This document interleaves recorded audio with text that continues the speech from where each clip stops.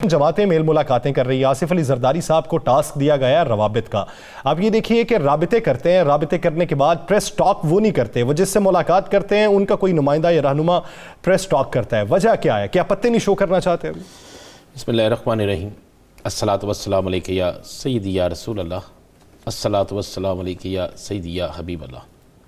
या सर, आज मैं आपको वो सारे सवालात के जवाब हम आपको देते हैं जो पूरी कौम जानना चाहती है। 3-4 रोज़ से आउट क्लास मुलाकातें हो रही हैं, बेहतरीन मुलाकातें हो रही हैं। ऐसे लग रहा है जैसे 3 घंटे बाद, 4 घंटे बाद, इस मुलाकात के बाद अपोजिशन जो है वो अदम एतमाद ले आएगी, इस मुलाकात के बाद हुकूमत चली जाएगी, इस मुलाकात के बाद सारा जो है मामला सेट हो जाएगा, इस मुलाकात के बाद नया आ जाएगा। लोगों ने यहाँ तक कह दिया कि वज़ीर आज़म शहबाज शरीफ, वज़ीर आला परवेज़ लाई साहब के साथ कह दिया गया जनाब स्पीकर जो है वो बन गए हैं मौलाना साहब के बेटे। यानी सारे ओहदे भी बन गए, सारा कुछ भी हो गया, लेकिन अपोजिशन के मुँह से अभी तक कोई बात नहीं निकली। क्या अपोजिशन ने कह दिया? या सर अपोजिशन के लोग ये तो कह रहे हैं कि हमारे पास 20 वोट हैं, कोई कह रहा है हमारे पास 10 वोट हैं, कोई कह रहा है जो हम बेहतरीन हिकमत अमली चलेंगे, उनके लोग जो है वो असम्बली से रिज़ाइन दे देंगे, इस्तीफ़े दे देंगे, इस्तीफ़े देने के बाद उन्होंने कहेंगे इत्मीनान का वोट हासिल करें, और वो इत्मीनान का वोट अगर हासिल कर लेते हैं तो फिर अब 10 इस्तीफ़े आ रहे हैं, 12 आ रहे हैं, 15 आ रहे हैं। आईनी हैसियत जानते ही कोई नहीं। इस्तीफ़ा दिया, इस्तीफ़ा नहीं माना गया। इस्तीफ़ा अगर माना भी गया तो क्या हुकूमत अपना स्कोर कम कर रही है? क्या हुकूमत जो है वो इतनी मुतमिन? देखें, आप गौर करें ना, हुकूमत मुतमिन क्यों है? वज़ीर आज़म रशिया के दौरे पे चले गए, वहाँ से दौरा भी मुकम्मल हो गया ना दौरा, ठीक है, सारा कुछ हो गया। उसके बावजूद जब ऐसे हालात हों तो कभी गैर मुल्की टूर नहीं होते, गैर मुल्की विज़िट नहीं होते। जब ऐसे हालात हों तो फिर बहुत सी चीज़ें जो होती हैं ना वो रुक जाती हैं, रोक दिए जाते हैं। फिर लोग कहते हैं अपनी इस हुकूमत को बचाने के लिए कोशिश करें। इस तरह लगता है कि जैसे हुकूमत के पास कोई इससे भी बड़े कार्ड मौजूद है, जैसे हुकूमत यहाँ फिर हुकूमत फैसला कर चुकी है कि कोई बात नहीं, अगर अदम एतमाद आती है आने दें, आके इनको फिर आगे हुकूमत में बैठने दें, ये क्या कर लेंगे। आज मैं आपको एक ताज़ा खबर दे दूँ। ये जो आसिफ अली जरदारी साहब आज एक वोट के लिए जमात इस्लामी से मिले हैं ना, जाके बलोच साहब ने बड़ी अच्छी बात की है, गुफ्तगू की है, लेकिन इसके बावजूद मुझसे ये बात लिख लीजिएगा, जमात इस्लामी किसी को भी वोट नहीं देगी। यानी माजी की तरफ बाइकआउट? हाँ जी, वो किसी को वोट नहीं देगी, क्योंकि उनकी शुरा के अंदर ये बात हो रही है कि अगर वो गलत है तो जिसके साथ आप चाह रहे हैं क्या वो ठीक है? उनके मुताल्लिक आप सिंध में मुजाहरे भी करते हैं, उनके दोनों बड़ी अपोजिशन जमातों के खिलाफ आप पहले भी बात करते हैं, तो आज कौन सी ऐसी बात होगी है कि आप उनके साथ हो जाएंगे? ये उनकी शुरा में बात चल रही है, लिहाजा वो इस पर नहीं जाएंगे। आगे आप चलते हैं। या सर, एक फार्मूला आसिफ अली जरदारी साहब बना के लेके गई थी, उस फार्मूले पे शहबाज शरीफ तो राज़ी हो गए, लेकिन मरियम नहीं राज़ी। मरियम और मरियम के उस्ताद और कुछ लोगों ने उस पर वाज़े तौर पर इनकार कर दिया। उन्होंने कहा कि हमें कोई भी इस फार्मूले पे कि हम अमल नहीं करेंगे। वो फार्मूला ये था कि जनाब ऊपर शहबाज शरीफ साहब आ जाए, पंजाब चौधरी परवेज़ लाई साहब के हवाले किया जाए, क्योंकि चौधरी परवेज़ लाई साहब के अलावा पंजाब अगर आप कहें कि नून लीग, पीपल्स पार्टी तोड़े हुए लोग को संभाल ले तो मुमकिन नहीं है। चौधरी परवेज़ लाई साहब के रूट्स, चौधरी परवेज़ लाई साहब के तल्लुकात, चौधरी परवेज़ लाई साहब की जोड़ तोड़, ऐसा एक और शख्स जो है वो यहाँ पे मौजूद नहीं है आप पंजाब के अंदर। आप करें ठीक। अब जब ये फार्मूला तय हो गया, इसी फार्मूले को लेकर परवेज़ लाई साहब के पास गए, यानी यहाँ तक भी कहा गया कि ये अगर नहीं तो फिर वफाक में कोई अच्छी वजारत, उन्होंने कहा नहीं, वजारत तो चौधरी परवेज़ लाई साहब के पास बेइंतहा है, पंजाब में इस वक्त नंबर 2 है वो। यानी ये सारे एक फार्मूला तय हो गया, शहबाज शरीफ ने इस पर हाँ कर दी। जब ये फार्मूला जाता है मुस्लिम लीग नून के अंदर, उस वक्त तो नून लीग के कुछ लोग नहीं बोलते, बाद में मरियम साहिबा की तरफ से वाज़े पैगाम जाता है, या सर वाज़े पैगाम कि हमें ये किसी सूरत कबूल नहीं है। और जो फार्मूला था उसमें यह था कि फौरी इलेक्शन नहीं, फार्मूला ये था कि 1.5 साल हुकूमत। अब फौरी इलेक्शन पे तो तैयारी कोई नहीं है। कहते हैं जी क्यों हम 3 माह के लिए अपना मुंह काला करवाएं, क्यों हम 3 माह के लिए लोगों से ये बातें सुने, क्यों हम 3 माह के लिए कहेंगे यार कि देखो इन्होंने हुकूमत लेने के फला फला फला फला किया। या सर ये हुआ था फार्मूला, ये फार्मूला रात को तय हुआ, सारे मामला तय हो गए।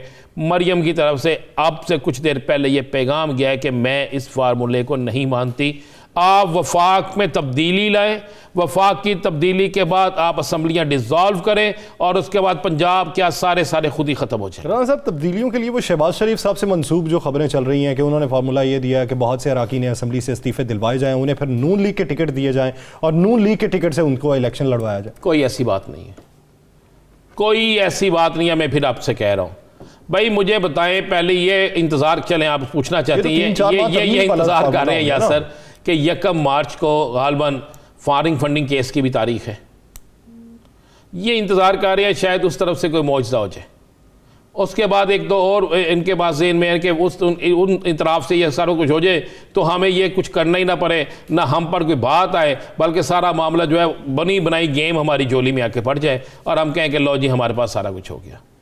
उसके बाद इन्होंने जो ये कह रहे हैं ना असेंबली से इस्तीफे, भाई कौन देगा? चले उन 4 लोगों के नाम तो सामने लाए।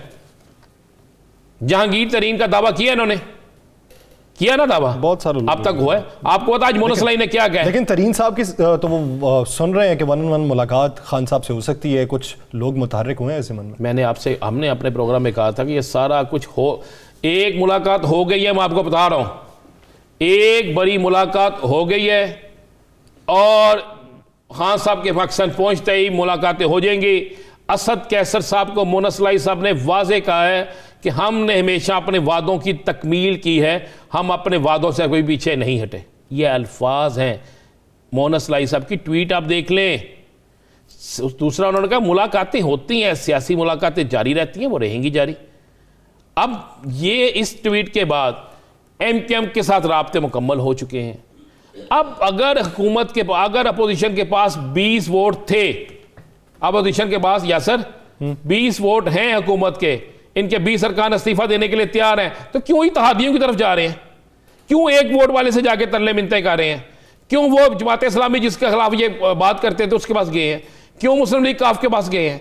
क्यों MKM के साथ राब्ते बना रहे हैं? क्यों GDA जिसको पसंद नहीं करते उनसे भी तल्लुकात कायम करने की कोशिश कर रहे हैं? क्यों बाप वालों से राब्ते कर रहे हैं? यासर असल मैंने आपको बता दी है कि जो फार्मूला असद अली जरदारी साहब बना के लेके गए हैं उसको मरियम साहब और उनके उस्ताद ने रिजेक्ट कर दिया। अब जब वो मंसूबा रिजेक्ट हो गया है तो शबाशी साहब के भी उम्मीदों पे पानी फिर गया। वो तो कुछ लोग तो कहते हैं कि शेरवानी बास्केट हर चीज तैयार थी, हाँ, वो भी खत्म हो गई। उसके बाद शेरवानी के बारे में जी, तो उन्होंने जवाब देने की बजाय विक्ट्री का निशान बनाया। किन्होंने? जरदारी साहब ने।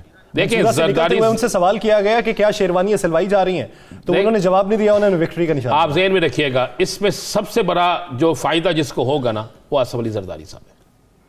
दूसरी बात है यासर, बड़ी क्लियर है, आज यूक्रेन और रशिया वाला जो मामला चल रहा है, उसके बाद इंटरनेशनल प्राइसेस जो बढ़ गई हैं तेल की, उसके बाद खुर्दनी तेल की, उसके बाद गंदम की, तो इन हालात में क्या कोई और हुकूमत आके संभाल सकती है?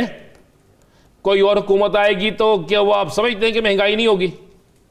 आज एक ये भी बात हुई है और ये मेरी मुस्सद का इतला है, और क्योंकि मुझसे गुफ्तगू की है एक बड़े सीनियर मुस्लिम लीग नून के रहनुमा ने, उसने कहा जी अब तो हम ये सोच रहे हैं कि इन हालात में हम अगर आ जाते हैं, इस हुकूमत को फारिग कर देते हैं, तो चाहे अबूरी सेटअप आए चाहे हम लोग आए, तो ये तो शहीद हो के हमसे आगे निकल जाएंगे, क्योंकि महंगाई कंट्रोल से बाहर हो जाएगी, तो कौन उसको करेगा? ये हालात यासर साहब मैं आपको वो बता रहा हूँ जो हकीकत है, जिसको सियासतदान छुपा रहे हैं। अब ये तहरीक को हर मामले को 1 मार्च में अगर इनको इनकी मर्ज़ी का नतीजा नहीं मिलता, जिस पर ये बड़े पूरा उम्मीद हैं, उसके बाद ये कोशिश पूरी करेंगे।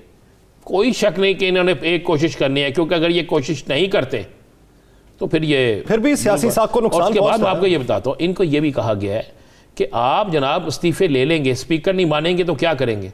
तो फिर क्या उन्होंने कहा फिर क्या करें? खुर्शीद साहब वाला मामला, हाँ नहीं, इस्तीफों के बाद आज फिर आया ना एक, इस्तीफे अगर नहीं मानते, उन्होंने कहा फिर पहले स्पीकर को फारिग करें। उन्होंने कहा हाँ ये स्पीकर पे कर ले। अब एक थी अदम एतमाद वज़ीर आज़म को फारिग कर दें, अब एक सोच अंदर नई शुरू हो गया, स्पीकर को फारिग करेंगे तो अदम एतमाद कामयाब होगी, और अगर ये स्पीकर के खिलाफ अदम एतमाद कामयाब नहीं होती यासर साहब, अब स्पीकर नहीं, और अगर उससे पहले अदम एतमाद की तहरीक पेश होने से पहले इमरान खान इत्तेमाद का वोट ले लेते हैं, फिर क्या करेंगे ये? फिर क्या करेंगे? वो तो शहबाज शरीफ साहब ने भी ये बात की ना। अब फिर क्या करेंगे ये? तो मैं आपको सिर्फ ये मैं आपको क्लियर कर दूं कि ये मामला चल रहे हैं। अपोजिशन अभी तक अपना स्कोर मुकम्मल नहीं कर सकी। अपोजिशन को उम्मीद भरी है, उन्हें यकीन दहानियाँ भरी हैं। जिस दिन उनका स्कोर पूरा हो गया वो बाकायदा रिक्वेजिशन पेश कर देंगे उसके ख़िलाफ़, वज़ीर आज़म के ख़िलाफ़। अगर वो स्पीकर के ख़िलाफ़ पहले जाएंगे तो फिर आप ज़हन में रखिएगा कि उनका स्कोर पूरा नहीं है, वो बड़ा रिस्क नहीं ले रहे। अगर डायरेक्ट वज़ीर आज़म के ख़िलाफ़ जाएंगे तो मैं आपको बता दूं कि हुकूमत ने मुकम्मल तैयारी कर रखी है। अगले 72 घंटों में आपको एक बड़ा सरप्राइज़ मिलने वाला है। चले वो 72 घंटों में बड़ा सरप्राइज़ क्या होगा उससे आगे बढ़ के बात भी करेंगे।